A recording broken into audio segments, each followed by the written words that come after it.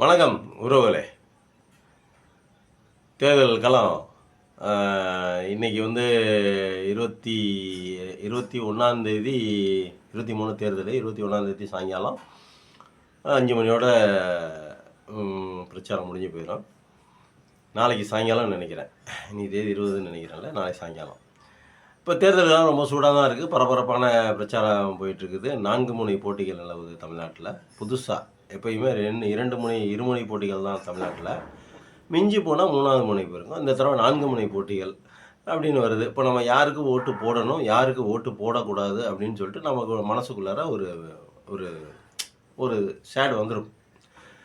இவங்களுக்கு ஓட்டு போடலாம், இவங்களுக்கு ஓட்டு போடக்கூடாது அப்படின்னு. இப்போ வந்து பார்த்திங்கனாக்கா, இப்போ நம்ம சீமான் எடுத்துக்குவோம். முதல்ல சீமானோட கதை உங்களுக்கு தெரியும். கடைசியில் பார்த்தீங்கன்னாக்கா, பெரியாரை வந்து திராவிட பங்களாவை வந்து பெரியாரினுடைய திராவிட பங்களாவை, இப்போ அது பெரியாருடைய திராவிட பங்களா இல்லை, பெரியாருங்கிற திராவிடங்கிற வார்த்தை வந்து கிட்டத்தட்ட 300 வருடங்களுக்கு முன்னாடிலேருந்து இருக்குது. நம்மளுடைய தேசிய கீதத்தில் ஜனநாயகமன அதுலேயும் திராவிட உச்சலவங்கன்னு வருது. நம்ம முன்னோர்கள் கிட்டத்தட்ட 150-200 வருடங்களுக்கு முன்னாடியே அயோத்திதாசர் பண்டிகையிலேருந்து ரெட்டமலை சீனிவாசன்லேருந்து திராவிடங்கிற வார்த்தை யூஸ் பண்ணிகிட்ருக்காங்க. அது ஒரு மரபினம், தமிழினம். அது ஒரு மரபினம். மரபினம் அப்படின்னு பார்த்தீங்கன்னாக்கா, நமக்கு இப்போது அது ஒரு கதைன்னு வச்சுக்கோங்க, இன்னும் நிறைய சொல்லலாம். தமிழினங்கிறது ஒரு மொழி வழி இனம், மரபினங்கிறது ஒன்று இருக்குது. இப்போ திராவிடம் அப்படின்னா, இந்தியாவில் இருக்கிற அவ்வளோ பேருமே திராவிடர்கள் தான். இந்தியாவில் இருக்கிற அவ்வளோ பேருமே திராவிடர்கள் தான், வித்தவுட் பார்ப்பனர்கள் வந்து நம்மளுடைய இனத்தை சார்ந்தவர்கள் அல்ல. அவர்கள் வந்து இன்னும் சொல்லப்போனால் ஈரான் தேசத்துலேருந்து பெர்சியா, கிட்டத்தட்ட ஆரியர்கள். அப்படி அவர்களுடைய இனம் வந்து ஆரியர்கள். கிட்டத்தட்ட ஈரான், அந்த பாரசீகம், அந்த மாதிரி நாடுகள்லேருந்து குடிபெயர்ந்து இங்கே பிழைக்க வந்தவங்க. அப்படி பார்க்கும்போது அவர்களுடைய மரபினம் அது வந்து ஆரியம், அது மரபினம். இது வந்து திராவிடம்னா இந்தியாவில் இருக்கிற மொத்தமே ஆரியர்களை தவிர, பார்ப்பனர்களை தவிர பாக்கி இருக்கிற அனைவருமே வந்து திராவிடர்கள் தான். இதை வந்து இப்போ இவன் வந்து புதுசாக, அந்த சீமானுங்கிற பையன் வந்து புதுசாக வந்து திராவிடத்தை இடிக்கணும், திராவிடத்தை ஒழிக்கணும் அப்படின்னு பேசலாம். இவன் தான் ஆரம்பத்தில் இவன் வளர்ந்ததே திராவிடத்தை பேசி, திராவிடத்தை உச்சி முகர்ந்து, திராவிடத்தை வந்து பெரும் புழுங்காயுதமாக திராவிடத்தை பேசி, பெரியாரை உயர்த்தி பேசி, பெண்களுக்கு வண்டி ஓட்டுறாங்க, ஆட்டோ ஓட்டுறாங்க, கார் ஓட்டுறாங்க, ஏரோப்ளேன் ஓட்டுறாங்க, வானூர்தியில் போகிறாங்க, உந்தூர்தியில் போடுறாங்க, ராக்கெட்டில் போகிறாங்க அப்படின்னு சொல்லிட்டு பெரியாரை வந்து உயர்த்தி பேசி தான் இவனுடைய முகத்தை வெளியில் காமிச்சிக்கிட்டான். அதாவது நானும் வந்து நான் திராவிடன் தான் அப்படின்னு சொன்னவன் முதல்ல, நான் திராவிடன் அப்படின்னு சொன்னவன் முதல்ல. அதுக்கப்புறம் வந்து இந்த இந்த நிறம் மாறும் பார்த்தீங்களா, பச்சோந்தி, அந்த மாதிரி நிறம் மாறக்கூடிய பச்சோந்தி மாதிரி நிறம் மாறி என்ன பண்ணிவிட்டான், அந்த வசதி வாய்ப்புகள் வராத வரைக்கும் பார்த்தீங்கன்னா திராவிடத்தை பேசியிருப்பாங்க. நிறைய பேர் அப்படி தான். இப்போ சாமி கும்பிட்றத எடுத்துக்கிட்டிங்கன்னு வச்சுங்களேன், சாமி கும்பிடும்போது பார்த்தீங்கன்னா சாமிக்கு நிறைய சடங்கு சம்பிரதாயம் எல்லாம் செய்வாங்க. காசு இல்லாதவன் செய்ய மாட்டான். ஏப்பா இவ்வளோ பணம், காசு இல்லாத நேரத்தில் இவங்க போய் இங்கே சாமிக்குன்னு சொல்லி இவ்வளோ பணம் செலவு பண்ணிக்கிட்டு அப்படின்னு சொல்லிட்டு போயிடுவான். ஆனால் வசதி படைத்தவங்க என்ன பண்ணுவாங்கன்னா, என்ன வேணால் செய்வாங்க. டொனேஷன், நன்கொடை, அது இது, லொஸ்க்கு பூஜை, அந்த பூஜையில் 1000-500 பேர்த்துக்கு அன்னதானம், போக்குவரத்து, நல்லது கெட்டது எல்லாம் செய்வாங்க. எல்லாம் காசு இருக்கிறவங்க தான் செய்வாங்க, காசு இல்லாதவங்க செய்ய மாட்டாங்க. அதே மாதிரி இவன் ஏழையாக, உதவி இயக்குனராக, இவன் வேலை வெட்டி இல்லாமல் இருக்கும்போது, காசுக்காக கஷ்டப்படும் பொழுது இவனுக்கு முகம் தேவைப்பட்டது. அந்த முகத்தை வெளியில் காட்ட வேண்டியிருந்துச்சு, இவன் பிரபலமாக வேண்டியிருந்துச்சு. அந்த பிரபலமாகணும் அப்படிங்கிறதுக்காக வேண்டி இவன் திராவிடத்தை பற்றி பேசினான், பெரியாரை பற்றி பேசினான், பெரியாரை பற்றி புழுங்காங்கிதமாக அதிகபட்சமாக உயர்த்தி பேசினான். வேறு யாருமே, அதாவது திராவிட கழகத்தில் இருக்கிறவங்களோ, இல்லை திமுகவில் இருக்கிறவங்களோ, இல்லை அதிமுகவில் இருக்கிறவங்களோ, பெரியாரினுடைய பேர பிள்ளைகளாக இருக்கிறவங்களோ, பெரியாரினுடைய அபிமானிகள் எல்லாத்தையும் விட பெரியாரை அதிகமாக உயர்த்தி பேசியது சீமான் தான். இவ்வளவு பேசிவிட்டு கடைசியில் உயரமாக, எங்கடா இவ்வளோ உயரத்தில் மேலே டாப் கியரை தூக்கிட்டு மேலே போகிறான் அப்படின்னு சொல்லிட்டு பார்த்தாக்க கடைசியில் கீழே தள்ளிவிட போகிறான்னு எனக்கு அப்பயே தெரிஞ்சிச்சு அப்படின்னு சொல்லிட்டு ஒருத்தர் சொன்னார். எங்களுக்கு தெரியும், இவன் வந்து புல்லை பிடிக்கிறவன், இவன் வந்து பூச்சாண்டி காட்டுறவன், இவன் வந்து கடைசியில் திராவிடத்தை கீழே தூக்கி போட போகிறான், உச்சியில் கொண்டு போய் நாங்கள் வந்து பள்ளத்தில் அதில் தள்ள போகிறான் அப்படின்னு சொல்லிட்டு நிறைய பேத்துக்கு தெரிஞ்சு போச்சு. அதில் முதல்ல கண்டுபிடிச்ச யாருன்னா யூடியூப் ரோட்டர்ஸுங்கிற மைனருங்கிற ஒருத்தர். அவர் தான் எனக்கு அப்பையிலேருந்து ஆரம்பத்துலேருந்து எதிர்த்துட்டு இருந்தார். நான் கூட நினச்சேன், என்னடா ஏன் இவர் போய் சீமானை போய் இவர் போய் எதுக்குறாரு? சீமான் நல்லா தானே பேசிட்டு இருக்காரு, நல்லா தானே பெரியாரை பற்றி பேசிட்டு இருக்காரு, திராவிடத்தை பற்றி பேசியிருக்காரு அப்படின்னு. அதுக்கப்புறம் பார்த்தீங்கன்னா பச்சோந்திகளாக மாறி கடைசியில் நிறம் மாறி சங்கி என்றால் சக நண்பன் சக தோழன் அப்படிங்கிறத தாண்டி கடப்பாறையை எடுத்து அதுவும் இவனுடைய கடப்பாறை இல்லை, பிராமண கடப்பாறை, இரும்பு கடப்பாறையோ பித்தளை கடப்பாறையோ இல்லை, பிராமண கடப்பாறையை எடுத்து பங்களாவை இந்த திராவிட கோட்டையை பாலடைந்த கோட்டையை தகர்ப்பேன் அப்படின்னு சொல்லியிருக்கிறான். எது வந்து பாலடைந்த கோட்டைங்கிறது அவனுக்கே தெரியும். பார்ப்பனியங்கிறது பாலடைந்த கோட்டையா இல்லை திராவிடங்கிறது பாலடைந்த கோட்டையாங்கிறது தெரியும். தெரிஞ்சும் பிழைக்கணும்ல, வயிறு இருக்குல்ல, இந்த வயிறு, அந்த வயிறு வசதியாக வாழணும்ல, அந்த மாதிரி ஒரு கேவலமான கேடு கெட்ட அந்த எண்ணங்களுக்கு பலியாகி வாங்கின காசுக்கு குறைக்கணும், எதையாவது சொல்லணும் அப்படிங்கிறதுனால சொல்லி பெரியாரை பேசி திராவிடத்தை திட்டி, ஏன்னா இன்னைக்கு வந்து ஒரு அனாதையாக சீண்டுவார் இல்லாமல் 8% ஓட்டு வாங்கி தேர்தல் கமிஷனால் அங்கீகாரம் பெற்றவன் அவன். அந்த கட்சி நாம் தமிழர் கட்சி 8% ஓட்டு வாங்கி இது ஒரு அரசியல் கட்சி அப்படின்னு தேர்தல் கமிஷனை முத்திரை குத்தி அங்கீகாரம் பெற்றவன். சத்தியமாக இந்த தேர்தலில் 8% கிடைக்காது, 4% கிடைக்கிறதா அப்படிங்கிறது பெரிய விஷயம். அது கூட வாங்கக்கூடாது. அவன் கட்சியில் வேறு யார் வேணால் ஜெயிக்கலாம், ஆனால் அவனுக்கு மட்டும் டெபாசிட்டே கிடைக்கக்கூடாது. நான் பேசுவது, நான் வந்து ஒரு பெரியாரினுடைய அபிமானி. நான் இந்த தமிழ்நாடு நல்லா இருக்கணும்னு நினைக்கிறேன். இந்த தமிழ்நாடு வாழணும், வளரணும், இன்னும் கல்வியில் சிறக்கணும், யூரோப் கண்ட்ரி மாதிரி இன்னும் பயங்கரமாக இம்ப்ரூவ்மெண்ட் ஆகணும்னு நான் நினைக்கிறேன். நான் சத்தியமாக நினைக்கிறேன், உளப்பூர்வமாக நினைக்கிறேன். என் மனப்படி சொல்கிறேன் நான். அவன் வந்து எக்காலத்துலேயும் நல்லா இருக்க முடியாது. காரணம், பெரியாரினுடைய உழைப்பு சாதாரண உழைப்பு இல்லை, பெரியாரினுடைய பங்களிப்பு சாதாரண பங்களிப்பு இல்லை. இந்த வளர்ச்சிக்கு, தமிழ்நாட்டினுடைய இந்த வளர்ச்சிக்கு, இந்த கல்விக்கு, இந்த மருத்துவத்துக்கு, இந்த புகழுக்கு, இந்த தமிழ்நாட்டினுடைய இந்த புகழுக்கு இன்னைக்கு ஒன்றிய அரசு கொடுத்திருக்கிற புள்ளி விவரங்களின்படி அனைத்திலும் தமிழ்நாடு தான் முன்னாடி இருக்குது. பொருளாதாரத்தை தவிர பொருளாதாரத்தில் 2வது இடத்துல இருக்குது. பாக்கி அனைத்திலும் இன்ஃப்ராஸ்ட்ரக்சர்லேருந்து மொத்தமும் பாதுகாப்புலேருந்து, லைட்டிலேருந்து, செட்டிங்லேருந்து, ஊருக்குள்ளே கிராமங்களை போல் ரோட்லேருந்து, லெட்டின்லேருந்து, பாத்ரூம்லேருந்து, இன்றைக்கி சுத்தம் சுகாதாரம் அனைத்திலும் தமிழ்நாடு தான் முதல் இடத்துல இருக்கிறது. பொருளாதாரத்தில் மட்டும்தான் 2ஆம் இடம் இருக்கிறது. அந்த 2ஆம் இடம் ஏன் இருக்கிறதா அப்படின்னா, பாம்பேயை மகாராஷ்டிராவை 400 வருடங்களாக ஊட்டி வளர்த்த ஒரு ஊர் மகாராஷ்டிரா. அதனால் பொருளாதாரத்தை முன்னாடி இருக்குது. கண்டிப்பாக ஸ்டாலின் இன்னும் 10 வருடங்கள் ஆண்டால் இந்த தமிழ்நாடு பொருளாதாரத்தில் முன்னாடி மாநிலமாக மாறிடும். இன்றைக்கும் இப்போ ஜிடிபி குறியீட்டில் தமிழ்நாடு தான்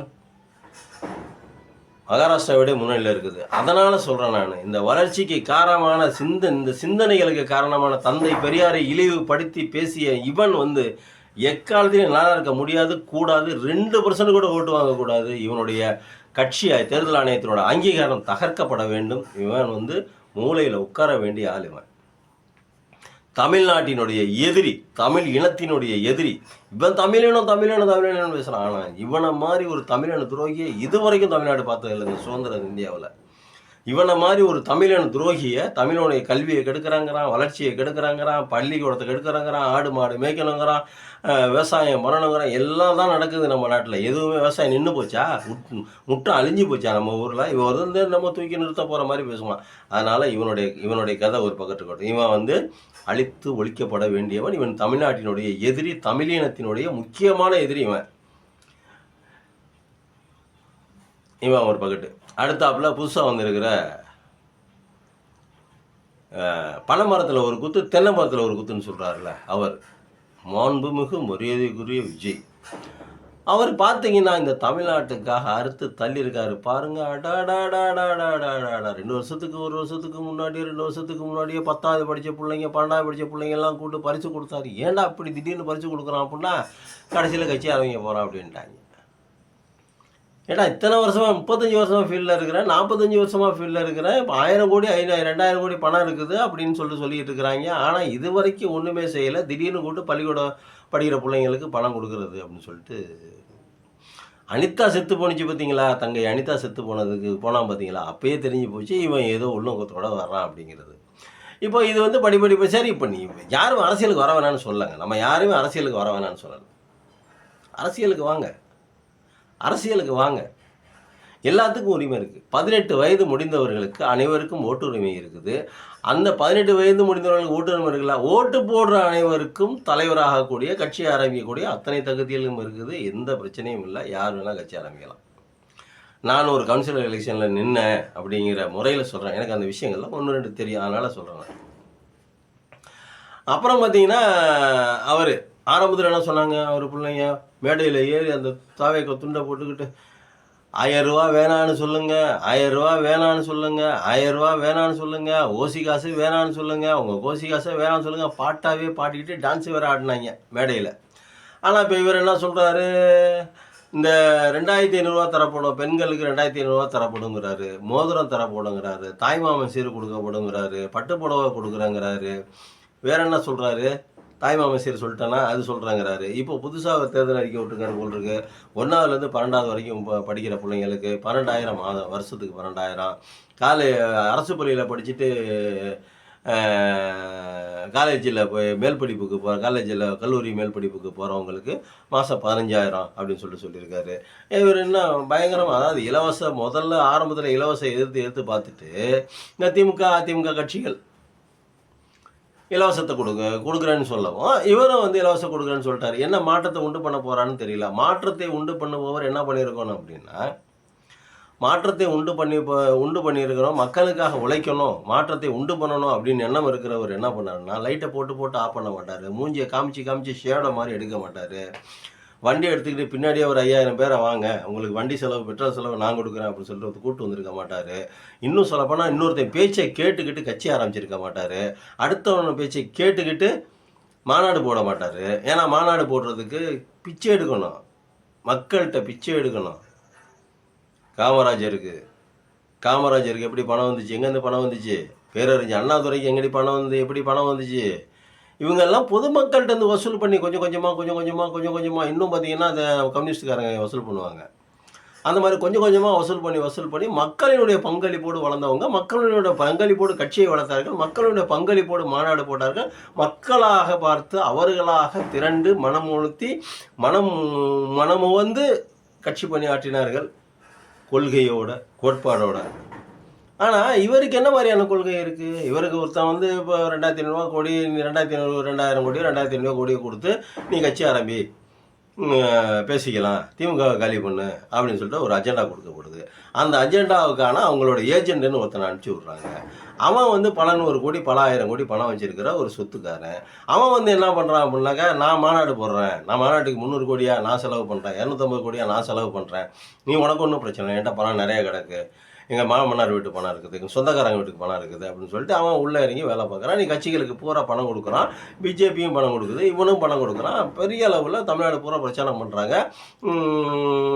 உங்கள் விஜய் உயிரையும் உயிரென வருவான் அப்படி பாடுறதுக்கு பதிலாக இவன் எப்படி பாடியிருக்கலாம் அப்படின்னா, உங்கள் விஜய் உயிரையும் எடுப்பான் அப்படின்னு ஏற்கனவே ஒரு காணொலி போட்டேன் நான், நல்லா ஹிட் ஆகிடுச்சு. அதே மாதிரி தான் இந்த காணொலியும், உங்கள் விஜய் உயிரையும் எடுப்பான், உங்கள் விஜய் குழந்தைகளையும் கொல்லுவான், உங்கள் விஜய் பாரபட்சம் என்று எல்லாத்தையுமே கொல்லுவான் அப்படின்னு பாட்டு பாடியிருந்தா இவனுடைய அரசியல் என்ட்ரிக்கு, இவன் பண்ணின வேலைக்கு, இவனுடைய சாதனைகளுக்கு ஒரு பொருத்தமாக இருந்திருக்கும், ஒரு அழகாக இருந்திருக்கும், ஒரு எடுப்பாக இருந்திருக்கும், மக்கள்கிட்ட மேற்கொண்டு இன்னும் கொஞ்சம் கவர்ச்சியாக இருந்திருக்கும். ஆனால் ஆரம்பித்த கூட்டத்திலேயே நானும் 41 பேரை கொண்டுவிட்டு ஏண்டா கொன்னோம், எதுக்குடா கொன்னோம் அப்படின்னு தெரியாமல் அதுக்கு பொறுப்பு நம்மளை பார்க்க தானே வந்தாங்க, நம்மளால தானே கூட்டம் வந்துச்சு, நம்மளை தானே செத்தாங்க அப்படிங்கிற கொஞ்சம் கூட குற்ற உணர்ச்சி இல்லாமல். ஆனால் இவன் ஆரம்பத்தில் குற்ற உணர்ச்சியோடு தான் இங்கேருந்து கிளம்பி போயிருக்கான். சார் 30 பேர் செத்துட்டாங்க சார், 30 பேர் இறந்துட்டாங்க சார் அப்படின்னு சொல்லி பத்திரிகையாளர்கள் கூப்பிட காது கேட்காம ஏறி போய் தனி விமானத்தில் போய் வீட்டில் இறங்கி 4 நாள் படுத்து தூங்கிட்டு அந்த டென்ஷனை குறைச்சிக்கிட்டு அதுக்கப்புறம் என்ன பண்ணுவார் அப்படின்னாக்கா, அதுக்கப்புறம் அந்த 4 நாள் கண்டிப்பாக வேதனைப்பட்டிருப்பார். என்னடா நம்மளால் இவ்வளோ போயிடுச்சு அப்படின்னு சொல்லி வேதனை பட்டிருப்பான். வேதனை பட்டவனை போய் என்ன வேதனை பட்டு அவன் சுருங்கி மனம் சுருங்கி போய் கிடக்கிற காலத்தில் இந்த கூட இருக்காங்க பார்த்தீங்கன்னா அந்த டீமு, இவனை அரசியலை ஆரம்பிக்க சொன்னவங்க, அரசியலுக்கு நான் உதவி பண்ணுன்னு சொன்னவங்க, இன்னும் கூட இருக்கிற அந்த தட்டி விட்டு வேடிக்கை பார்க்கலாம், எவனையும் கிண்டி விட்டு நம்ம பாட்டுக்கு உதவிக்கலாம் அப்படின்னு நினைக்கிறவங்க, இவங்கெல்லாம் இப்போ என்ன பண்ணிட்டாங்க, என்ன அப்படி படுத்துருக்கீங்க, அது அப்படியாச்சு இப்படியாச்சு, அதை பற்றிலாம் கவலைப்பட்டு அரசியல் நடத்த முடியுமா, 31 பேர் 41 பேர் செத்து போயிட்டான் அப்படிங்கிறதுக்காக அரசியல்லேருந்து பின்வாங்க முடியுமா, எத்தனை பேர் செத்தாலும் நம்ம வந்து அரசியலில் நிற்கணும்ல, முன்னாடி வச்ச காலை பின்னாடி எடுக்கக்கூடாதுல்ல, அப்படி இப்படி அதை சொல்லி இதை சொல்லி இவன் மனசு குழப்பி இவன் என்ன பண்ணியிருக்கணும், நேர்மையாக என்ன பண்ணிருந்தேன் மனசை குழப்பி என்ன பண்ணிட்டாங்க, அவன் திருப்பி இன்னும் எத்தனை பேர் செத்தாலும் பரவாயில்ல அப்படிங்கிற மாதிரியான வென்ட்ரிக்கு வந்து கிட்டத்தட்ட 52 பேர் நீ செத்துருக்காங்க மொத்தத்துக்கு. இன்னும் கணக்கில் வராததுன்னு எத்தனைன்னு தெரியல. ஏன்னா வண்டியில் அடிபட்டவன், சைடில் அடிபட்டவன், கை கால் உடஞ்சவன், கால் உடஞ்சவன், அவங்களோட எண்ணிக்கையில் எவ்வளோன்னு தெரியல. அதெல்லாம் அரசும் சொல்ல மாட்டாங்குது, இவனும் சொல்ல மாட்டாங்கிறான். அது ஒரு பக்கத்து இருக்கட்டும். இவன் வந்து என்ன பண்ணியிருக்கான்னா, அரசியல் கட்சி ஆரம்பிக்கணும், மக்களுக்காக கஷ்டப்படணும், மக்களுக்காக கஷ்டப்படணும் அப்படின்னா, இப்போ பெரியார் எடுத்துக்கங்க, அண்ணாதுரை எடுத்துக்கங்க, அவர்களுக்கு அவர்களுடைய மனைவிமார்கள் துணைவிமார்கள் ஆறுதலாக இருந்தாங்க. வீட்டில் மனைவிமார்கள் ஆறுதலாக இருந்தாங்க, ஒத்தாசை பண்ணாங்க, இப்படி தான் கட்சி வளரணும் அப்படின்னு ஒரு இது பண்ணாங்க. அவருடைய அரசியலுடைய அச்சாணிக்கு வேருக்கு இவர்களெல்லாம் நீர் ஊற்றி வளர்த்தாங்க. அதே மாதிரி கலைஞர் எடுத்துக்கங்க அப்படி தான், பெரியார் எடுத்துக்கங்க அப்படி தான், பேரறிஞர் எடுத்துக்கங்க அப்படி தான். ஆனால் இவன் என்ன பண்ணியிருக்கணும், உண்மையிலே மக்களுக்கு உழைக்கிறவனா நேராக போய் நம்ம பொண்டாட்டிக்கிட்ட விஷயத்த சொல்லி, அம்மா அந்த மாதிரி சமாச்சாரம் ஆகிப்போச்சு, இதுக்கு என்ன பண்ணுறது இதுக்கு பண்ணதுன்னு தெரியல போனோம்னா, ஒரு பெண் வந்து அவரை வழிநடத்தி இருந்தால் இந்த மாதிரியெல்லாம் தொல்லைகள் வந்திருக்காது, இந்த மாதிரி தலைவலி வந்திருக்காது, இந்த மாதிரி பிரச்சனை இருக்காது. ஆனால் பிரச்சனை என்ன பண்ணால், அவன் வீட்டில் பெண்ணே இல்லை, கட்டின மனைவி கூட இல்லை.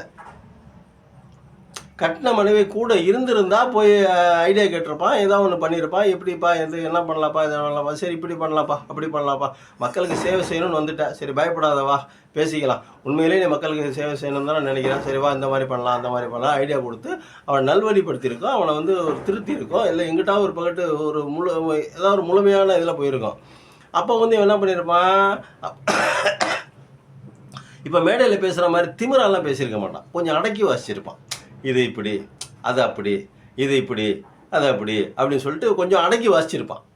இப்போ வந்து என்ன பண்ணுறான், மேற்கொண்டு திருப்பி பழையதை விட பயங்கரமாக இப்படி போடு, ஒன்று இதுக்கு ஒன்று இதுக்கு ஒன்று இதுக்கு ஒன்று இதுக்கு ஒன்று இதுக்கு ஒன்று இதுக்கு அப்படின்னா, இந்த திமிரான பேச்சு, இந்த எதுக்கு எடுத்தாலும் தன் மேலே இருக்கிற குற்றச்சாட்டுகளை பூரா அடுத்த கட்சி மேலே சுமத்துறது, தான் எந்த குற்றத்துக்கும் நான் செய்யாதவன், நான் வந்து அப்பல் கட்டுறவன் அப்படின்னு எல்லாத்தையும் மூடி மறைக்கிறது. இந்த செயல்லாம் யார் செய்ய சொல்கிறாங்க அப்படின்னா, இந்த அரசியல் சாணக்கியர்கள், இந்த அரசியல் கீழ்த்தரமான அரசியல் செய்கிறவங்க தான். நீ வந்து இந்த பொறுப்பெல்லாம் ஏற்றுக்காத, நீ எதுக்கும் ஒத்துக்காத, நீ வந்து எப்பயுமே கெத்தாவே இரு, கெத்தாக வருவான், இந்த மாட்டை அமுக்கிறதுக்கு கெத்தாக ஒரு பையன் வந்தால அந்த பையன் மாதிரி கெத்தாவே இரு அப்படிங்கிற மாதிரி. அதாவது ஒரு தலைவன் என்பவன் தன்னுடைய தவறை எவன் ஒப்புக்கொள்கிறானோ அவன் தலைவன், தன்னுடைய குற்றத்தை எவன் ஒப்புக்கொள்கிறானோ அவன் தலைவன். நான் இது மாதிரி பண்ணிட்டேன், அதுக்கு நான் தான் பொறுப்பு, இனிமேல் நடக்காமல் பார்த்துக்கிறேன், என்னை எல்லாரும் மன்னிச்சிருங்க, நான் தான் பொறுப்பு இதுக்கு அப்படின்னு கையில் காலில் மக்கள் கையில் விழுந்திருந்தா, மக்கள் இன்னைக்கு வந்து ஒருவேளை சிஎம் ஆகிறதுக்கு கூட வாய்ப்பு இருந்தாலும் இருந்திருக்கலாம். ஆனால் எல்லாத்தையும் தன்னால் நிகழ்ந்த எல்லா நிகழ்வுகளையும் அடுத்தவங்களால தான் நிகழ்ந்துச்சு, இதுக்கு நான் எந்த பொறுப்புமே இல்லை அப்படின்னு சொல்லி நிற்கிறவன், நாளைக்கு தமிழ்நாடு ஏதோ ஒரு சிக்கல் இருக்கும்போது கூட அதுக்கு நான் என்ன பண்ண முடியும் அப்படின்னு ஒதுங்கிட்டானா இந்த தமிழ்நாட்டினுடைய நிலை என்ன அப்படின்னு சொல்லிட்டு யோசிக்க வேண்டி இருக்குது. சாயங்காலம் 6 மணிக்கு மேலே பிரச்சாரம் பண்ண மாட்டேன் அப்படிங்கும்போது, பிரச்சாரமே பண்ண முடியாது அப்படிங்கும்போது, நீங்கள் அரசியலில் போய் ஏதாவது ஒரு பிரச்சனை வரணும் போது ஏதாவது ஒன்று நைட்டில் போகணும் வரணும் பிடிக்கணும் அப்படின்னு சொல்லி ஏதாவது ஒன்று பண்ணும்போது முடியாதுன்னு சொன்னால் அந்த நாட்டை யார் காப்பாற்றுறது அப்படிங்கிற மாதிரியான அரசியலில் சிஎம்மாக இருக்கிறவங்க எப்படின்னா, சிஎம் போஸ்ட்டில் இருக்கிறவங்க அப்படின்னா அவருக்கு பேர் காவலன், அவருக்கு பேர் இப்போ மோடி சொன்னார்ல, நான் வந்து காவலாளி அப்படின்னு சொன்னார்ல, சவுக்கிதார் அப்படின்னு சொன்னார்ல, அந்த மாதிரி அரசியலில் பெரிய போஸ்ட்டில் இருக்கிறவங்க பூரா சவுக்கிதார்னு பேர், காவலர்கள்னு பேர். போலீஸ்காரங்களுக்கு உண்மையான காவலர்கள்னு பேரலாம், போலீஸ்காரங்களுக்கு மேலே அவர்கள் தான் இந்த மக்களுடைய காவலர்கள். அப்போது அந்த காவலர்களாக இருக்கக்கூடியவங்க அந்த டயத்தில் செய்ய வேண்டிய செயலை செய்யாமல் தவறி போயிட்டா அதனுடைய விளைவு படுபயங்கரமாக இருக்கும். எதுக்கு, சென்னையில் ஏரியை திறந்து விட்டு நைட்டில் தூங்கும்போது ஏரியை திறந்து விட்டு வெள்ளம் வந்துச்சு பார்த்தீங்களா, அந்த மாதிரி போயிடும். அப்போது இவன் வந்து இவன் இப்போ என்ன பொறுத்த வரைக்கும் நான் என்ன சொல்ல வரேன், இவன் மேலே இருக்கிற குற்றச்சாட்டுகள் இன்னும் இன்னொரு 10 நிமிஷத்துக்கு காணொலி போவோம். இவன் மேலே கூடிய குற்றச்சாட்டுகள் அடுக்கு நான் அரை மணி நேரத்தை கூட பேசுவேன் நான், அது வேற விஷயம். ஆனால் இவன் கட்சியில் நிற்கிற வேட்பாளர்கள் யாரையாவது 2 பேர் ஜெயிக்க வச்சா கூட பரவாயில்ல, இவன் வந்து 2 தோலை டெபாசிட் இழக்கணும். காரணம், இவன் வந்து நாட்டுக்கு எதிரி, நாட்டினுடைய நச்சு கிருமி. வெறும் சினிமா புகழை மட்டும் வச்சுக்கிட்டு, வெறும் காசை மட்டும் வச்சுக்கிட்டு நான் வந்து சிஎம் ஆயிடுவேனாக்கா முடியாது. உழைக்கணும், மக்களுக்காக உழைக்கணும், கூட இருக்கணும். 52 வருடங்களாக அரசியலில் பயிற்சி எடுத்துகிட்டு வந்து ஒருத்தர் முதலமைச்சர் உட்காந்துருக்காரு. நீ ஒரு முட்டாள் முதல்வருங்கிறான் ஒருத்தன், இவன் கட்சியை சேர்ந்தவன். நீங்கள் நல்லா யோசிச்சு பாருங்க, உங்களுக்கு கோவம் வருமா வராதான்னு. நீங்கள் ஒரு சாதாரண குடிமகனாக இருந்து யோசிச்சு பாருங்கள். சாதாரண குடிமகன், திமுக காரனாக இருக்கணுங்கிற அவசியம் இல்லை, இந்த நாட்டினுடைய சாதாரண குடிமகனாக இருந்து யோசிச்சு பாருங்கள். இவர் ஒருத்தன் வந்து காசு மட்டும் இருக்குங்கிற ஒரே ஒரு திமிர் இல்லை. விஜய்ங்கிற ஒருத்தன் மக்களுக்கு நல்லா தெரிஞ்ச முகம் பின்னாடி இருக்காங்கிற ரெண்டு திமிரில் ஒருத்தன் சொல்கிறான், முதல்வரை பார்த்து முட்டாள் சிஎம்ங்கிறான் நேருக்கு நேராக. இந்த சுதந்திர இந்தியாவில் எந்த மாநிலத்திலேயாவது, குறிப்பாக தமிழ்நாட்டில் ஒரு முதலமைச்சரை பார்த்து, கரண்டில் சிட்டிங்கில் இருக்கிற முதலமைச்சரை பார்த்து எந்த ஒரு பயலாவது முட்டாள் முதலமைச்சர்னு சொல்கிறதுக்கு தைரியம் வந்திருக்குதா? தைரியம் வந்திருக்காங்க. அவன் ராஜாஜியாக இருந்தாலும் சரி, காமராஜராக இருந்தாலும் சரி, பக்தவச்சலமாக இருந்தாலும் சரி, பனகலரசராக இருந்தாலும் சரி, கலைஞராக இருந்தாலும் சரி, பேரறிஞராக இருந்தாலும் சரி, புரட்சித் தலைவராக இருந்தாலும் சரி, ஜெயலலிதாவாக இருந்தாலும் சரி, பழனிசாமியாக இருந்தாலும் சரி, முட்டாள் முதல்வர்னு சொல்ல முடியுமா? சொல்ல முடிஞ்சிருக்குதா? அப்போ சொல்கிறான், அதுக்கு என்ன காரணம்? திமிரு தானே, பணத்திமிரு தானே. அப்போ இந்த பணத்திமிரோடு அவன் ஆட்சிக்கு வந்தால் என்ன ஆகும்? இந்த திமிர் ஆட்சிக்கு வராத போதே இவ்வளோ ஓட்டுருக்குன்னு தெரியாத போவே நான் ஆட்சிக்கு ஒரு முதல்வரை சிட்டிங்கில் உட்காந்துருக்கிற முதல்வரை நான் வந்து முட்டாள்னு சொல்கிற ஒருத்தன் இருக்கான் அப்படின்னா, அவன் ஆட்சியில் வந்து உட்காந்தா அவங்களுடைய ஆட்கள் எப்படி பேசுவாங்க? ஏற்கனவே சொன்னாங்க, துணை முதல்வரை தலையிலே வெட்டுவேன் அப்படின்னு சொல்லிட்டு. அப்போ இந்த மாதிரி பேர்க்கக்கூடிய ஒரு ரவுடித்தனமான ஒரு கட்சி, அரசியல் அதிகாரம் இல்லாத போய் இவ்வளோ ரவுடிசம் பண்ணுற கட்சி ஆட்சியில் வந்து அமர்ந்தால் இந்த தமிழ்நாட்டினுடைய நிலை என்ன ஆகும்? இந்த அமைதி என்ன ஆகும்? இந்த தமிழ்நாட்டினுடைய அமைதி பூங்காவாக இருக்கக்கூடிய இந்த தமிழ்நாட்டினுடைய எதிர்காலம் எப்படி போகும் அப்படிங்கிற மாதிரி தோணுது. இவன் கதை இப்படி. அவன் கட்சியில் இருக்கிற 2 பேரை நீங்கள் ஜெயிக்க வைங்க, ஒன்றும் தப்பு இல்லைங்க. நல்ல நிறைய ஓட்டு போட்டு திமுக வேட்பாளர்களை கூட தோக்கடிச்சு கூட ஜெயிக்க வைங்க, ஓட்டு போட்டு, அதில் தவறு இல்லை. ஆனால் இவன் ஜெயிக்கக்கூடாது. 2 தொகுதியும் டெபாசிட் இருக்கணும். காரணம் என்ன அப்படின்னா, இவன் ஆட்சியில் வந்தாவோ இல்லை எம்எல்ஏவாகி சட்டசபைக்கு போனாலோ அந்த சட்டசபை விளங்காது. அந்த சட்டசபை ஒரு ரவுடிசமாக தான் இருக்கும். ஒரு ரவுடி கும்பல் மாதிரி தான் உள்ளே போய் பிஹேவ் பண்ணுவாங்க. அதனால உங்களுக்கே தெரியும் அவன் எப்படி பேசுகிறான், ஏது பேசுகிறான் அப்படின்னு உங்களுக்கு தெரியும். நான் சொல்லி தெரிய வேண்டியதில் மக்கள் சிந்திச்சு வாக்களிங்க. 1. இதுக்கப்புறம் பார்த்தீங்கன்னா எடப்பாடி பழனிசாமி, அவருக்கு நல்லாவே தெரியும் நமக்கு. நான் இன்றைக்கி வந்து இந்த யோஜனாவை கொண்டு வரேன், அந்த யோஜனாவை கொண்டு வரேன், நான் மக்களுக்காக அப்படியே அறுத்து தள்ளிட்டேன் அப்படின்னாரு. இவர் மக்களால் தேர்ந்தெடுக்கப்பட்ட பிரதிநிதி அல்ல, சிஎம் அல்ல. இவர் ஒரு சாதாரண எம்எல்ஏ, அவ்வளோதான். காலமும் சூழ்நிலையும் கொண்டு வந்து இவர் சிஎம்மை உட்கார வச்சிருச்சு. இந்த சாதனை ஒரு பண்ணின 4 சாதனை, எது செஞ்சாரோ இல்லையோ 4 சாதனை பண்ணார். அதில் 3 சாதனை முக்கியமான சாதனை. 13 பேர்த்து சுட்டு கொண்டது,